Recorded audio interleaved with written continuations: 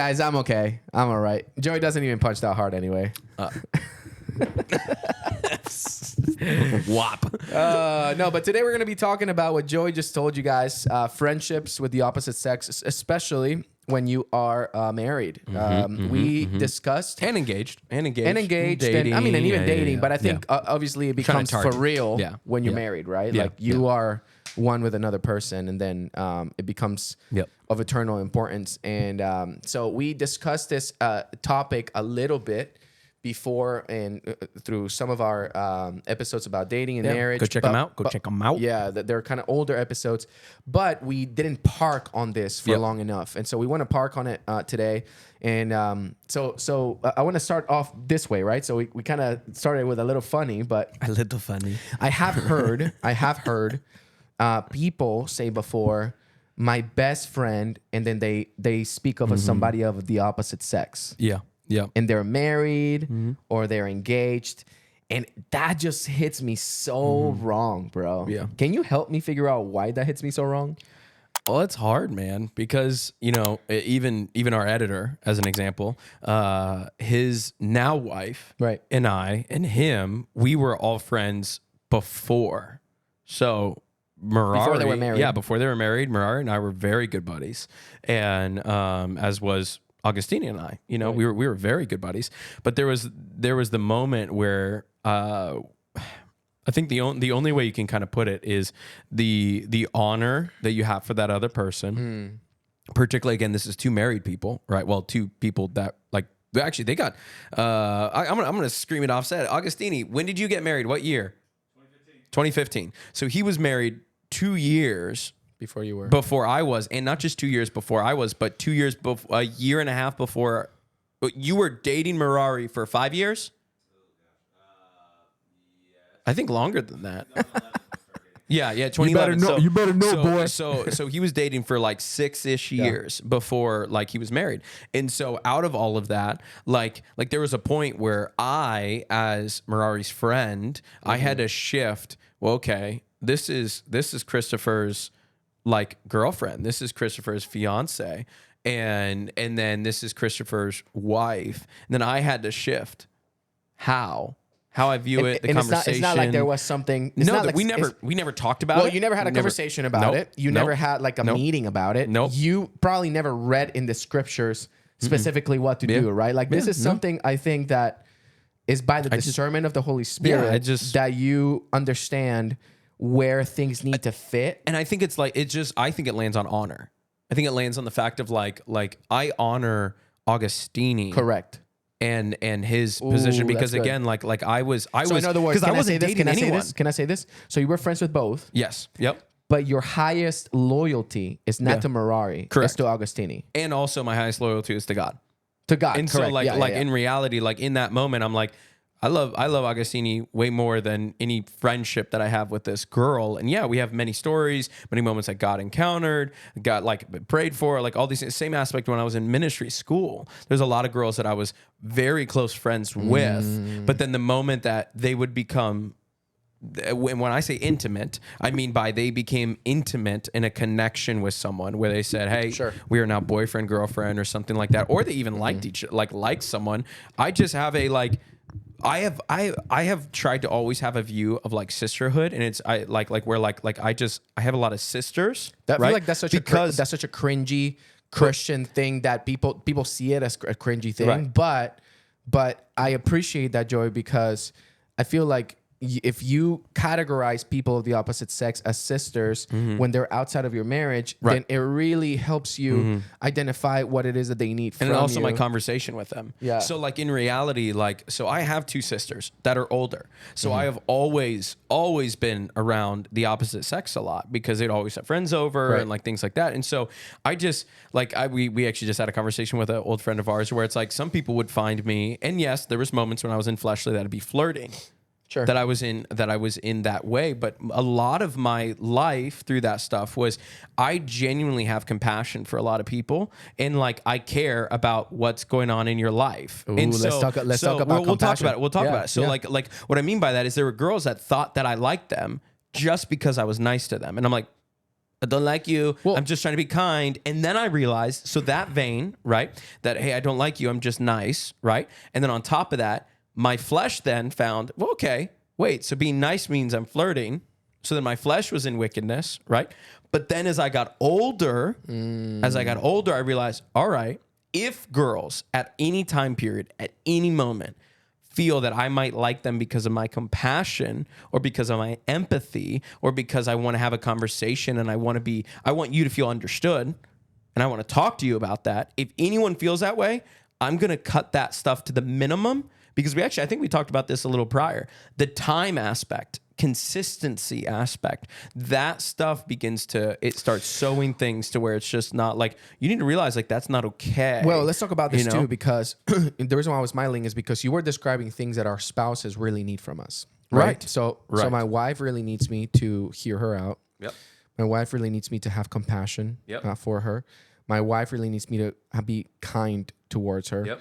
My wife really needs me to be interested in what she has to say. I mean, there's a lot there, right? Yeah, there's a lot to all of this. And when you are single, and other people are single, right? singing, and they're single. They're singing and single. Single and singing. When you're single, you have the openness of being available in that way, emotionally to other people, right? Because there isn't one specific person who is the quote unquote owner of those things, the rightful owner of those things. So you kind of give them out freely. But then when you enter into a serious relationship / marriage, you even have to cap out. Because I feel this. I grew up with a mom only, not with my dad. So my empathy muscle is very, very strong because I grew up having to care for a woman all the time, right? Like, what do you need, mom? Like, she would be hurting or emotional or whatever. And my wife and I have had these conversations where she tells me, she's like, you just have an affinity with women. And she doesn't say it in an unhealthy way. Like, she just knows that, like, my relationship with women, because I grew up with my mom, is a lot of times easier than my relationship with men. You know what I mean? With older men too, right? Like, I not relate, but I'm able to connect with women a lot easier than I am with men, right? And so this is something that is a hot topic for me as well, because I really had to work on this. Like, I really had to set the right boundaries for what it looks like to have the right friendships and the right boundaries and connections with people, right? And so I found that even being married, bro, and I think this is a place where a lot of pastors who have issues later on and stuff like that and get into bad situations. I think that it starts from a good place. Well, I don't even think it's just let me finish. Let's remove that pastors. I think men. Well, let me finish that thought because the thing is that when you are a ministering man, yes, does that make sense? Yeah. Like there are a lot of men who are like they kind of just exist in like not in an environment where they're ministering to people and caring for other people. Like they're kind of just like they work, they go home, take care of the family, they go back. And it's literally like starting a car. You turn the car on, you turn it off, right? And that's like its own environment where this is even tougher for people who are actively looking to care for other people, because now you even have to be more wise with those boundaries, right? And so I found, bro, that in the midst of like, because my wife and I have never been in an environment or in a season of our lives when we're not in some way ministering to other people. Right. And that's when it becomes even messier, right? When this can become even messier. And what I found out is that sometimes my desire to have compassion for a person can be sinful. Isn't that weird? It's compassion. It's actually a desire to care. Right. But if my desire to care trumps my desire to honor my wife, then now or honor that person, honor that person. Just that it doesn't. But for me, it starts. For me, it starts with my wife, right? Like, I mean, like, well, because we have listeners that are dating, that are engaged, that are single, that are married, it's like as a single man, I was single when they started dating, so I had to shift the honor aspect of that. Because as a single person, sometimes too, you will give too much attention to a married person, right? Bro, this happens in the church too, dude, right? All where the you're time. Like, that person, and you'll notice it. Like you'll be in church and you're like, I need to steer clear from that person because that person's attention quotient here is unhealthy. It's not a good. And so, but anyway, so the bottom line, what I was trying to say is that when you enter into your married years, into your married life, you have to have a very wise set of boundaries for the things that belong to your spouse and the things that other people of that same sex can receive from you. Yeah. And they really shift. I mean, it's like if they were like, if let's say you're like dating and this is like other people of the same sex dating and then engagement and engagement. Sorry. And then he was going closer. Yeah, sorry. Engagement. That means this means like less attention to these and more attention to here. Right. And then you get married and it's like, when you get married, there are some of these people that you're literally not even supposed to be caring for at all. I'll give you an example. When I was single, back to the levels over here, doesn't matter. I had sisters I laid hands on to pray. But that sounds a little. He prayed for them. Laid hands on them. Laid hands like on the altar, stuff like that, right? Yep. But then 100%. As this shifted, as my wife became the person, have to shift. Then everything had to shift, and so my availability. And I think the word really, like the big word for me, is like the availability emotionally, the availability spiritually, the availability in every sense to another person of the same sex that is not your spouse. It has to be incredibly different. So that's why when somebody says my best friend, and then they say somebody of the opposite sex and they're married, I'm like, how does that even exist? When your wife or your husband is your best friend. Well, or at least should be your best friend. That's another question. That's here. a whole other world. Should your spouse be your best friend? Yeah. We're not talking about that. I know. We were talking about I'm gonna throw that in there, and I'm gonna say. Wait, yes. Should be or okay? I was about to say. What do you? I didn't. Like when it comes to the opposite sex, I mean. Yeah. Like if you have a best friend of the same sex, that's the different story. Like you have a different, but this is my idiot, the opposite sex. Hi, his idiot. Hit it. No, not that one. That one. I don't know. No, third one. The third one. No. That one. Idiot. we recorded some new sounds. Idiot. So Keep going. When it comes to the opposite sex, like I really think that your spouse should be your best friend, and if they're not your best friend, I think you really need to work on that, or you shouldn't have any other person of the opposite sex that you have a better relationship with. Yeah. A more fun relationship with, a more intentional relationship with, opposite sex, a more intimate relationship with more secrets. Like your spouse should know your secrets. Your spouse should be the person you laugh with. You know what I mean? And again, it comes back to empathy. It comes back to compassion, because a lot of people, and this is where I'll lean into. We purposely shared that we're going to try to not talk in the directions of pastors and then talk to ministry, because that's a whole nother vein. So and we have a little bit of that in our story. In our DNA. But what we really wanted to talk about was the fact of like, all right, as husbands, as men, and just in general, women, you can take this and you can run with this as well as a wife or, engaged or dating, whatever it is. But I think as men in this situation, men tend to be wanting to be protectors.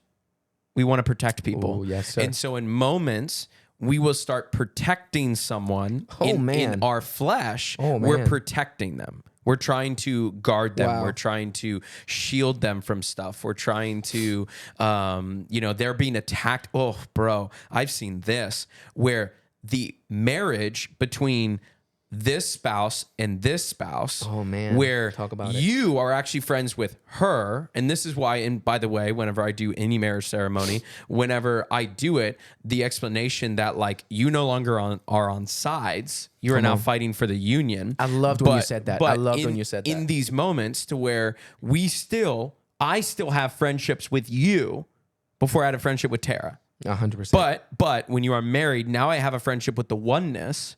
Now I have an individual relationship with you, but if drama starts happening, I have to be a conduit for the union not be a conduit for division.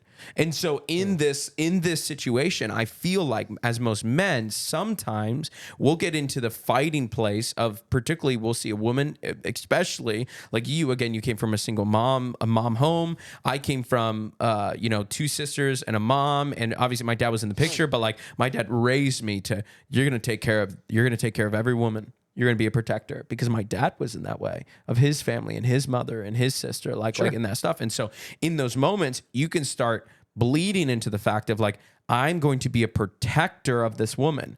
And then when things start going sideways in their marriage, you start becoming a protector of her. Yikes. And you start becoming an emotional support. Yikes. And you start trying to, and it may start, as you said, it may have started in a healthy way.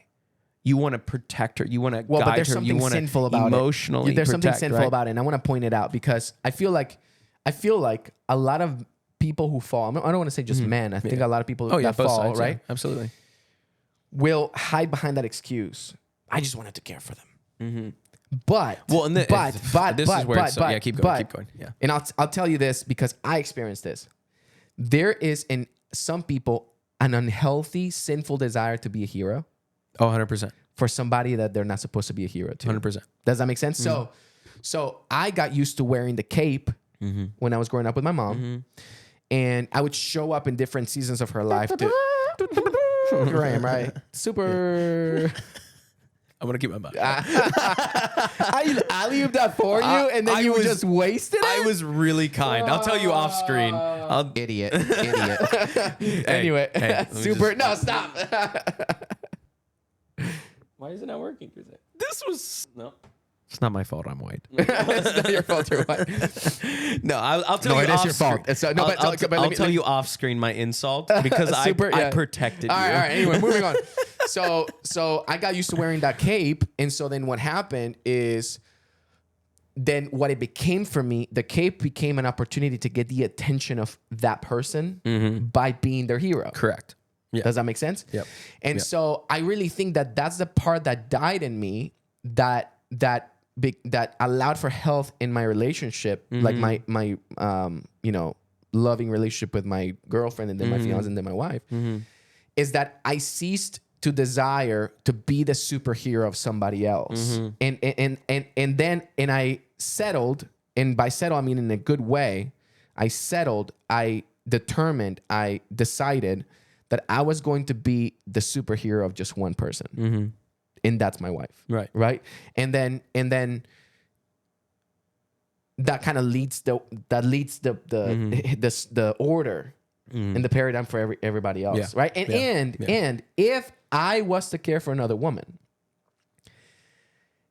we are caring for another woman. And it's never without the filter and the companionship of my wife. Right. And it's always by her leadership as well. Like, it's never going to be me going, man, we really need to go over there and just make sure that she's okay and all that stuff. Like, I really back off of that, bro. And I let my wife have the initiative of caring. If it's a female, letting her have the initiative to care for that female. Yeah. And then we're able to like walk in that direction. Yeah. And then there are, of course, like relationships where, like, for example, Emily. Yeah. Emily is like a little sister to us. And that's a relationship where Tara and I have a lot of trust. She's a younger girl, right? That like really trusts us and loves us. And Emily does work with us. Like we have conversations with her that are a part of that. And my wife feels comfortable with the fact that she is like a younger sister to me. But we still have to guard ourselves. But we still have to guard ourselves. And even in those relationships, you have to have so much wisdom to not be their superhero. Even those relationships. Because even in those moments, you're a big brother or we're a pastor. Again, like Emily was one of my students. I was her pastor. And there's many moments of emotional, like her car broke down at midnight. And she was in here at Puerto Rico. And she gives me a call because her parents aren't picking up. And she's like, and I'm up because I'm a night owl. And she calls me. I'm like, Emily? She's like, so my car's being weird. And I'm like, go over different things, have a conversation. And I'm like, all right. I'm like, I just don't think you should be driving all the way down to Clark Road. You know, it's almost an hour, 45-minute drive. Right. Like, come to my house. You'll sleep in the guest room, like, and then in the morning, you know, you're good. I'm gonna go tell Stephanie, and like, you're fine, right? And I go tell, hey, Stephanie, Emily's coming over. Her car is being weird. Sleeping in the guest room. Everything is set up. But you have the trust with your wife, and you have a track record with your wife, right? Because I want to point this out too. I feel like, but I'm not going to just lean on that trust. No, I understand that.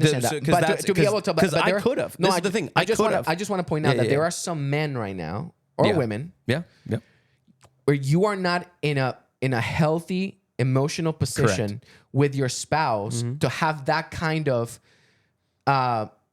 trust and freedom, right? Like where your wife is asleep and you're like, hey, Emily, yes, arrive. My wife is not awake. Go sleep in the guest room. And you know what I mean? Like all those different steps, we have developed a relationship of family with this person to be able to like arrive there. But I really want to advocate for the fact that there are some couples that you're nowhere near that kind of trust. But I'm going to be honest, even in that moment, I asked the Lord, Lord, is this something I need to be doing? And on top of that, I could have, we were talking about this off screen before, like I could have just been like, yeah, Emily, you're good. Come over, sleep in the room. Like you're fine. Like go sit. Just because you have trust with someone, don't go and like keep pulling on that trust. Like continue to build trust with someone. And as you continue, because again, it could start in that type of simple innocence of a moment of with a little sister, of someone that I'm shepherding, of someone that we care for. I mean, just be like, well, she just came over. You know, and that is how things start. I'm like, that's where there's just the moments of compassion, the moments of empathy, the moments of mercy. And again, when souls are exhausted, when physically you're exhausted, these are the moments that enemy tends to try to sneak in. So in these things, like most things, again, I've been around it. I have family, I have friends that have gone through, you know, the aspect of cheating, the just in reality, just adultery, okay? Adultery in general, whether secret adultery within a screen and adultery with a person. Okay. So there's adultery in general. And most of it started with, I didn't even mean that. I didn't even think of this as the man, even as the woman, where like, I was literally caring for them because again, there was moments of it's like a snowball.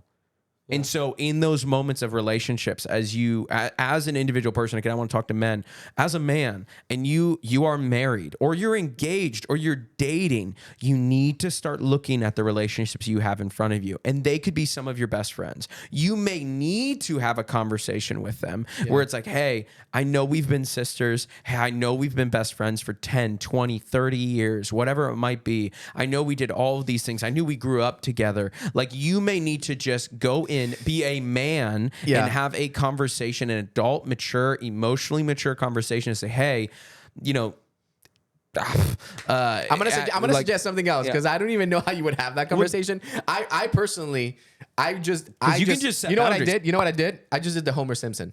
Have you seen that meme of him going into the bush? Yep. And he just disappears. You can. Because the reality is that I feel like you could also make it even more weird and awkward if you have conversations like that. Like I just want to encourage you and tell you, like, just become unavailable. Bring the attention that you're once giving them. Disappear in an honoring way. That's like, because you can disappear in an honoring way. You can disappear. No, I think the most honoring thing is to disappear. Because even with Emily, like I give you an example, and she watches our podcast. So it's like I'm intentional to recede and retract myself, so that also she's not depending on me as a big brother, right? And so I feel like, and it's just honoring and it's good and it's healthy to just be like, hey, listen.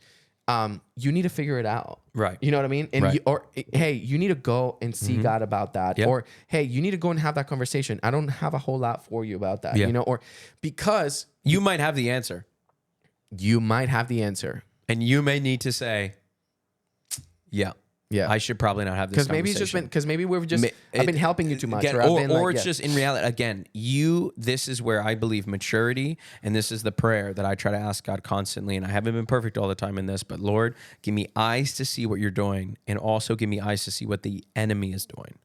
because the enemy is playing a game. He is shooting arrows. He is having schemes. And so he is roaming around like a roaring lion he ain't got no teeth. He is, guess what? And this is the thing. The enemy is doing something. And then the statement that the Lord gave Cain. Sin is crouching at the door.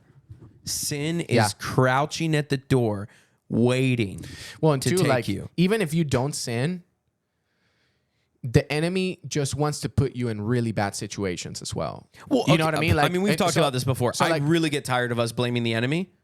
No. The enemy has schemes. But let me tell you this. Like, the enemy wants to steal, absolutely, kill and destroy everything in your life. 100%. And so I'll give you an example. This is a funny one. Can I give you a funny one? Sure.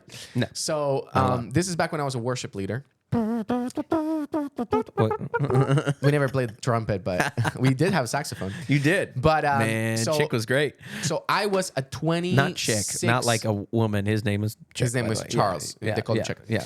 Anyway, I had to clarify that because it sounded like I said that chick was great. No, rabbit trail. No, I was trying to honor the fact I didn't call someone a chick. Anyway, so I was a 26-year-old worship leader. Such a young man. Young buck. Young man. And a new violinist in our team was joining, and she was in her 70s. 26, 70s, okay? The likelihood of anything happening that was wrong or sinful, adulterous, rather, is like so incredibly like the chances are so low. I love how you almost said, come on. Well, because there are sugar mummies and daddies. There are.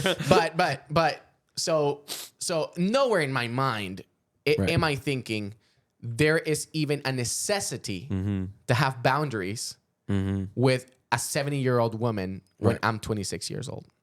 I was wrong. So this woman was joining a team. Love her, by the way. She actually already passed. She's dancing, bro. She's dancing with the Lord. Come on. And just the sweetest, such a pure woman. She didn't have an issue. I didn't have an issue, but she was gonna start playing on the worship team, and she needed to get her violin mic'd up in a violin store that was like 45 minutes away.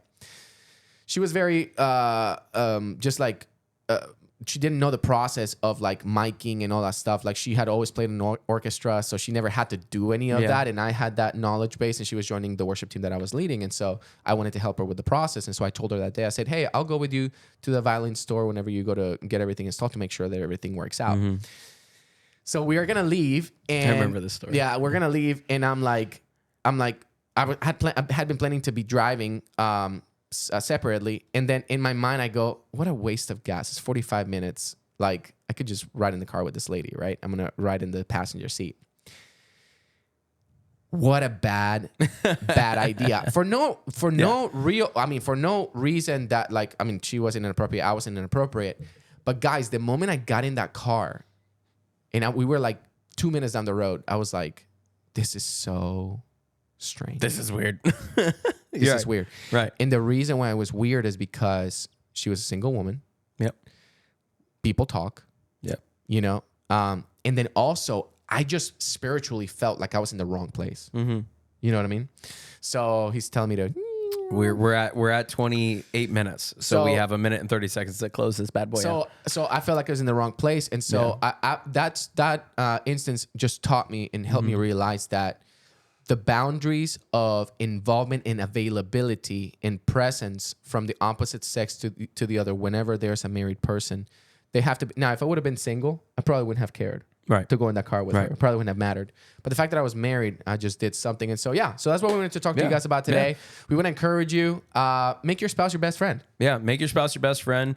Be aware, just because you have empathy and compassion for people, like you may need to draw some lines and boundaries yourself. And in reality, like just take, as a man, I'll talk to men for the last 20 seconds.